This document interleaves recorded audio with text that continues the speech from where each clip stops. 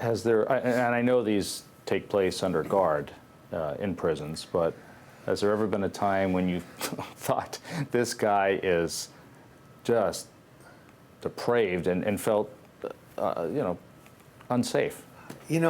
I've never actually been in that position, but I am 6'6" and 250, so I have a fairly imposing physical presence. But I've never really felt, in my entire 31 years of law enforcement, I've never really felt unsafe in that environment. I certainly have felt unsafe. I was involved in a shootout in New York. I'm involved in other types of situations. A patrol officer where I was almost stabbed.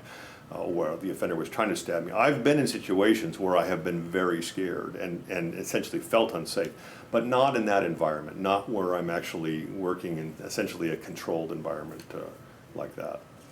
What was your most difficult case to profile? Wow, I've had some very, very complex cases. Of course, will tell you that the most difficult cases are the cases that have not been solved.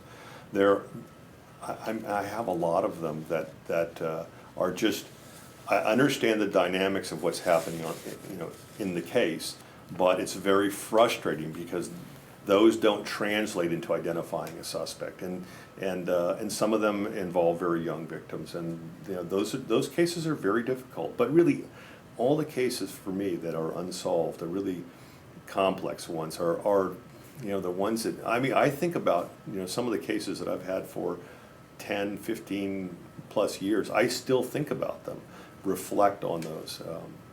I think those are the hardest. Now, that's very interesting what you just said. Given what you have learned over all these years about human behavior, what's your, what have you concluded about human behavior?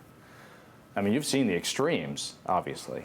Oh, right. Yeah, and I continue to see extremes where I thought, okay, that's the weirdest thing, or that's the most unusual thing I've ever seen. Then, a week later, you'll see something that's even weirder or more unusual.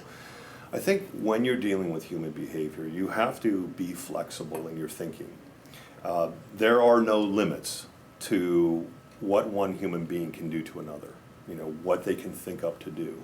And when you fuse sexuality and violence, and you throw in mental health problems, you throw in substance abuse issues, what comes out of that mixture really can create anything. So I always approach even the most complex cases with an open mind and always thinking outside the box. Human behavior is unpredictable. You certainly can see patterns and trends in behavior. You can see similarities in certain types of activities, which become very helpful after you've looked at thousands of homicide cases. But being flexible about human behavior and realizing that there really are no limits, I think is very important. How has the Behavioral Analysis Unit changed since 9/11 and threat assessment and terrorism? Well, there was really a paradigm shift in the FBI after 9/11. The FBI, prior to 9/11, and has always been an investigative agency, a responsive agency. And we dealt with terrorism and we dealt with counterintelligence issues.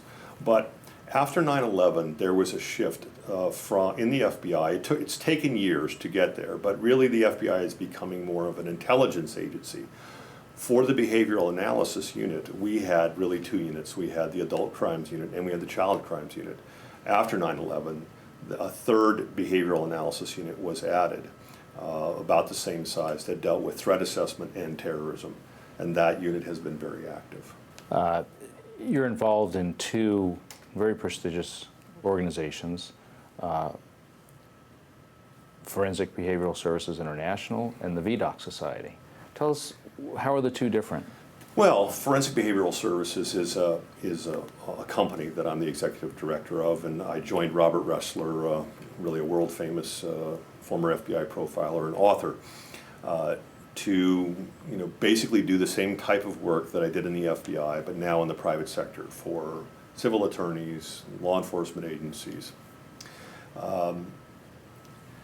The VDOC Society is a criminological society, is a nonprofit organization that really serves, its purpose is to serve local law enforcement agencies around the country free of charge to help them solve unsolved homicide cases or address unsolved homicide cases. In essence, the VDOC Society is very much like the Behavioral Analysis Unit. You bring to bear on a particular homicide, serious case, you bring to bear the expertise of different individuals who have an expertise in a wide range of areas. And that's the same thing that we would do in our behavioral assessments, where we bring the law enforcement agency in, and you have crime analysts sitting around the table conducting an assessment. And we do that in VDOC. But VDOC really exists to serve law enforcement agencies and help them to solve, or at least point them in a different direction or the right direction in their unsolved homicide cases. And the website is fbsinternational.com? fbsinternational.com and VDOC, VDOC.org. Very quickly, you delved into an area of research that very few had ventured into, the sexual homicide of elderly females. Give us a little bit about what that. Well, it's a subspecialty of sexual homicide, which is an area that I've specialized in. These cases would come in from local agencies around the country, these sexual rape murders of elderly women. And they're very perplexing types of cases because people don't perceive elderly women to be sexual beings, sexual objects, or that a male should give them sexual attention. So it always became difficult to understand why you would have such an elderly woman sexually assaulted that way. I got a couple of those cases initially, and I went to see the research literature. What did we know as a whole in the research community, in the law enforcement community, about these types of crimes? And really there was very little that had been done, and almost none in the homicide specter. We had a lot of these cases coming into our unit, so it was just an area that I decided to exploit in terms of doing research so that we can understand more about these crimes and more about these offenders. Right. And I have published a number of articles and have been doing research now for 13 years in this particular area. Yeah, and world-renowned expert on it, because, I mean, it was stuff that nobody had really looked at. Right, yeah. It was an area that really needed to be addressed, and it's been, I think, very helpful for agencies around the country that have had these kinds of cases. Yeah. Mark, always fascinating talking with you. Thanks for being here. Always a pleasure, Alan. I enjoy it always when we get together.